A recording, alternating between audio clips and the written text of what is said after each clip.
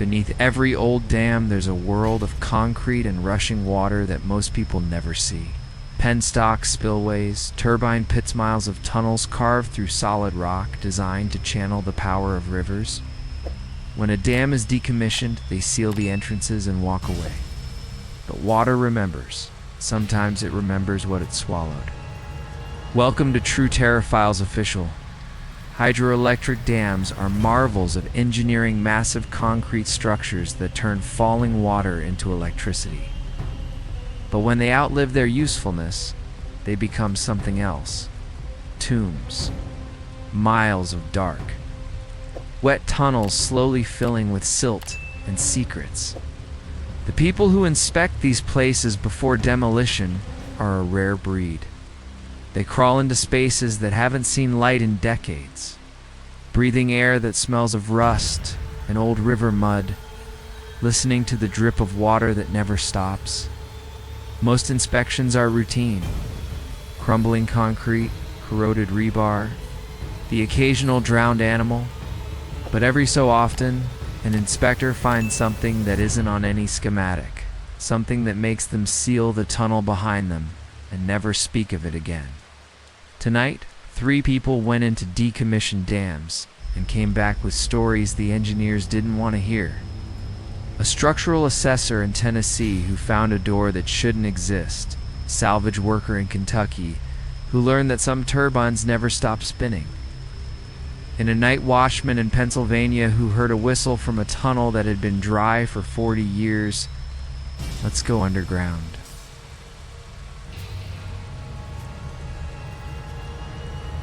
Thea Venter had been a structural engineer with the Tennessee Valley Authority for 8 years when she was assigned to assess the Watauga Dam's lower Penstock tunnels.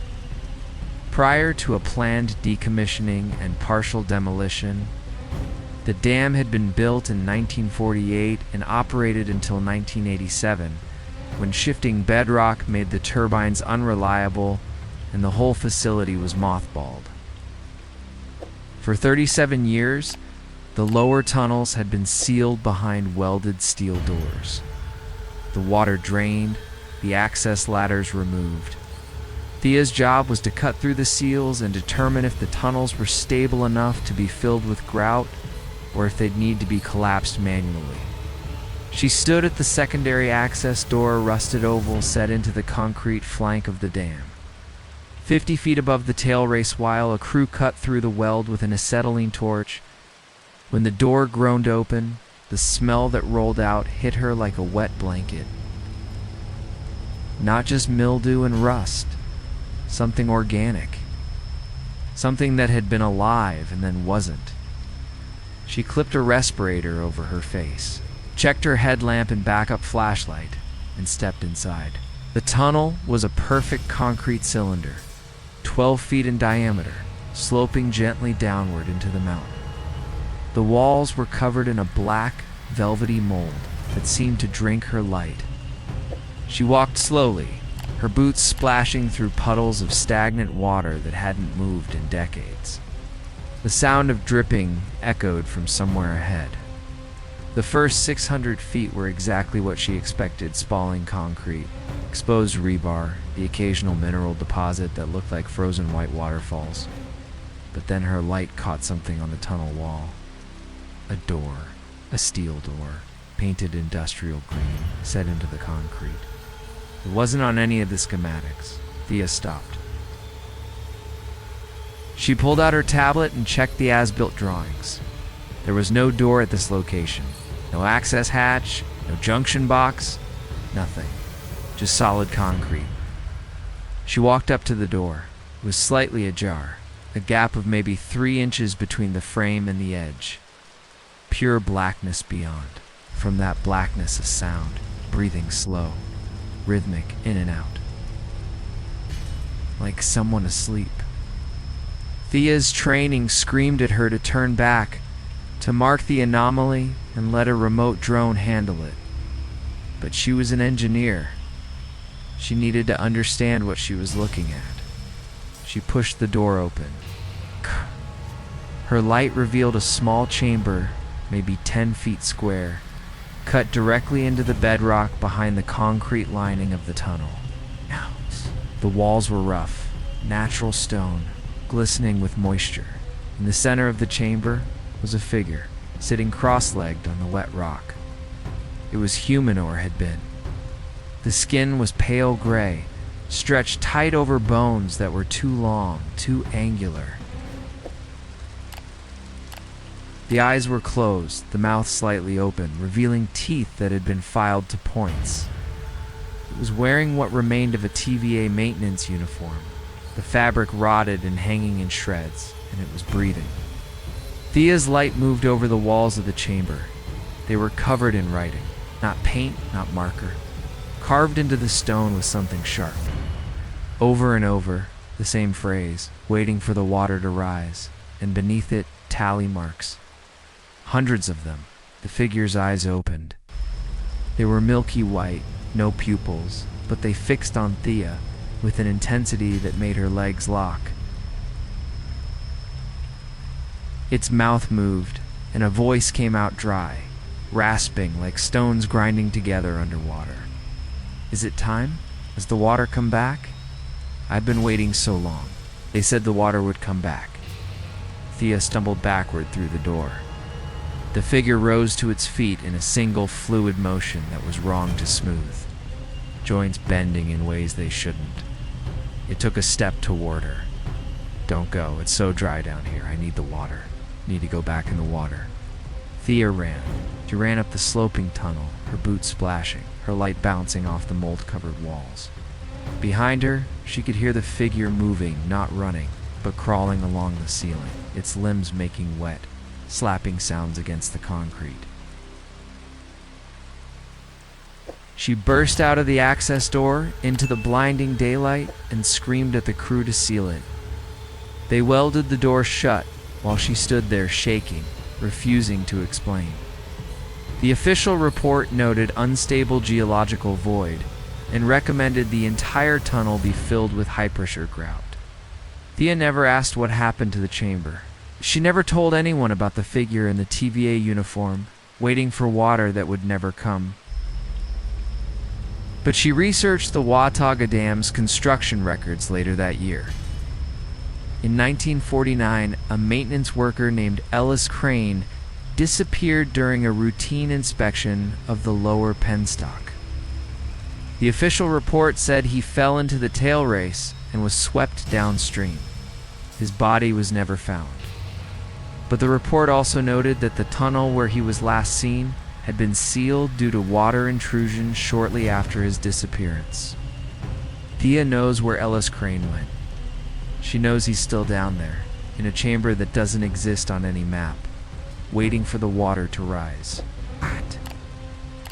And she knows that one day, when the grout cracks and the water finds its way back in, he'll be ready to come out.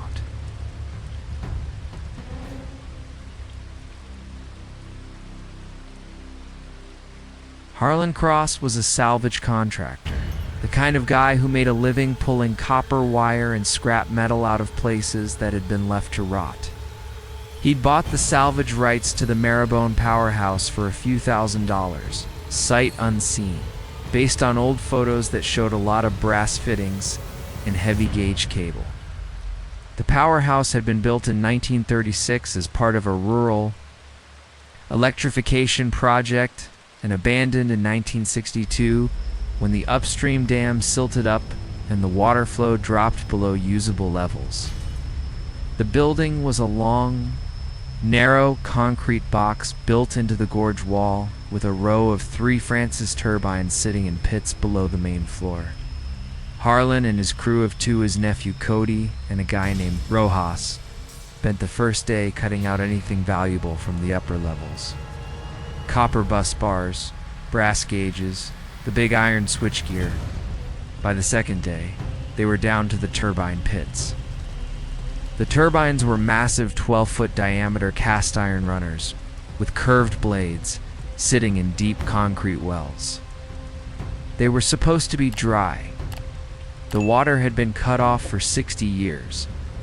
But when Harlan dropped a flashlight into the number 2 turbine pit, he saw water. Black, still water, filling the pit to within a few feet of the turbine housing. "That ain't right," Cody said. "Where's water coming from?" Harlan shrugged it off. "Probably groundwater seepage." "Don't matter. We're not diving for scrap." "Let's check number 1. They moved to the number 1 turbine pit. This one was dry. Harlan climbed down the maintenance ladder into the pit, his boots echoing on the concrete. The turbine runner was a rusted flower of iron, its blades caked with dried silt and old grease. Hey. He started cutting away a section of copper winding from the generator housing above it. That's when the number 2 turbine started spinning. Not fast. A slow, grinding rotation, the sound of rusted bearings screaming in protest. Harlan climbed out of the pit and stared. The turbine was turning, underwater, with no water flowing. "What the hell?" Rojas whispered. They watched as the turbine picked up speed, water churning in the pit, a low hum building in the air. And then the lights in the powerhouse flickered. A single bulb in the ceiling, dead for 6 decades, glowed faint yellow for a moment before dying again. The turbine stopped. Silence. Then, from the number 2 pit, a sound. Splashing, something was climbing out. Harlan grabbed his mag light and aimed it at the pit. A hand gripped the edge of the concrete, pale, bloated, the fingers too long, the nails black and curled. A second hand joined it. Then a head rose into view. It had been a man once. The face was swollen and gray, the eyes milky and wide, the mouth stretched into a grin that showed teeth missing, and the ones remaining filed 2 jagged points. It was wearing the rotted remains of a work shirt with a faded patch that read, "Marrowbone Hydro Maintenance." It pulled itself up onto the powerhouse floor and stood, dripping black water, its head tilted at an angle that wasn't quite right. When it spoke, its voice was wet, gurgling like words forced through a throat full of river silt. "You turned it on, the water. You turned the wheel. I felt it. Been waiting in the dark so long." "The wheel hasn't turned since they closed the gates." Harlan, Cody, and Rojas discussing. They ran. They scrambled out of the powerhouse, through the fence, and didn't stop until they reached the trucks. Harlan drove straight to the nearest town and checked into a motel. The next day, he called the County Historical Society and asked about the Marrowbone Powerhouse. An old-timer named Garrett told him the story. In 1961, a maintenance man named Orville Teague was doing repairs on the number 2 turbine when someone upstream opened the headgate by mistake. The water hit the turbine, and it started spinning. Orville was caught in the blades and never found all of him. The powerhouse was shut down for good the next year. Harlan never went back for the rest of the scrap. He sold the salvage rights to a competitor for $1 and never mentioned Marrowbone again. But sometimes, when he's near a river and hears the sound of rushing water, he thinks about Orville Teague, still down in that pit, waiting for someone to turn the wheel so he can climb out again.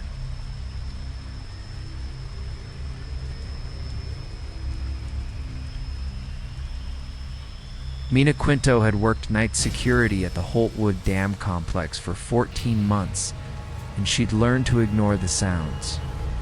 Old concrete settled, water dripped, gates groaned.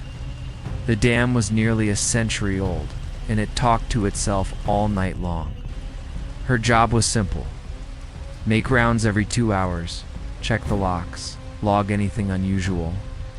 The Spillway gatehouse was part of her route, a small concrete building perched above the massive gates that controlled the release of floodwater. Inside, a narrow spiral staircase descended into the bowels of the dam, where the gate mechanisms sat in a long, wet tunnel that ran parallel to the river. She hated that tunnel. It was always cold, always dripping, and the sound of the river outside was a constant muffled roar. On a wet October night with rain sheeting down and the river running high, Mina was making her 2 a.m. round when she heard something new. A whistle. Not a mechanical whistle. A human whistle. Tune. Something old and sad, echoing up the spiral staircase from the gate tunnel below. She stopped at the top of the stairs, aimed her flashlight down. Hello? Anyone down there? The whistling stopped, then a voice, faint and distant. Just checking the gates. Don't mind me. Mina's radio crackled. Out. She called her supervisor. Hey, is there a maintenance crew down in the Spillway tunnel tonight? The supervisor's voice was confused. Negative. No one's scheduled until next week. Why? Mina's blood chilled. She told him she'd heard someone, and he said he'd send a couple of guys from the main Powerhouse to check it out. But Mina was already walking down the stairs. She didn't know why. Something in that voice, it sounded so normal, so casual, just a worker doing his job. She reached the bottom of the spiral staircase and stepped into the gate tunnel. It stretched away into the darkness, a long concrete tube with the massive gate mechanism spaced every 50 feet. Her flashlight swept the walls, puddles on the floor, mineral stains, the distant sound of the river pressing against the gates. And at the far end of the tunnel, a figure, a man in old-fashioned work clothes, denim overalls, a wool cap, heavy boots. He was standing by one of the gate mechanisms, his hand on the control wheel, looking up at the massive iron gate as if inspecting it. He turned when her light hit him. His face was pale, his eyes dark hollows. He smiled. River's running high tonight. Gotta make sure the gates hold. They didn't hold in 36. A lot of people washed away that night. Mina took a step back. Sir, you're not supposed to be down here. This is a restricted area. The man's smile faded. He looked at her with something like pity. I know. I've been restricted down here for a long time. Ever since the flood, I was checking the gates when the water came over the top. They never found me, but I stayed. Someone's got to watch the gates. He turned back to the mechanism and resumed his inspection, his hand moving the control wheel slightly, as if testing it. You should go back up. It's not safe down here when the river's angry. I'll keep watch. I always keep watch. Mina ran. She ran up the spiral staircase, her boots clanging on the metal steps, and burst out into the rain. She met the crew from the Powerhouse at the gatehouse door and told them there was a trespasser in the tunnel. They searched every inch of it, found nothing, no footprints in the dust, no sign anyone had been there. But the control wheel on gate 7, the one the figure had been touching, was warm. And the logbook in the gatehouse, which Mina had checked earlier that night, had a new entry, in handwriting that wasn't hers. Dated to 15 a.m., it read, Gates checked. All holding J. Mercer. Mina quit the next week. She took a job at a warehouse in town where the only thing to watch was a parking lot. But she researched the Holtwood Dam later.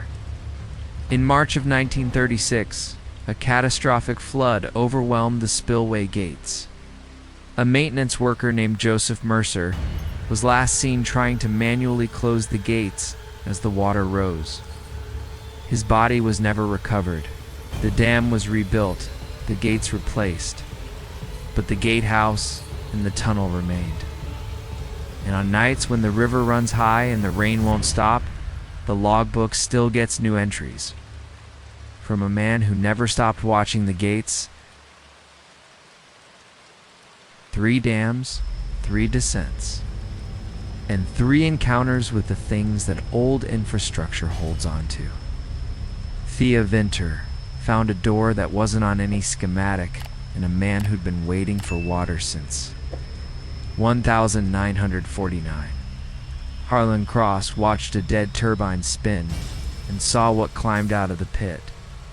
And Mina Quinto met a gatekeeper who never left his post, still watching the river rise 80 years after it swallowed him. The country is full of these places, dams and powerhouses and tunnels sealed and forgotten, slowly filling with water and silence. But the next time you're near an old dam and you hear a whistle from somewhere deep inside the concrete, or see a light where no light should be, remember, some workers never clocked out. This has been True Terror Files Official.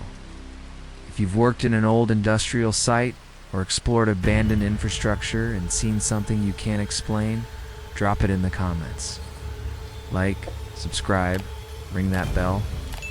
And if you ever find yourself standing at the top of a dark staircase leading down into a dam, maybe just let the water keep its secrets.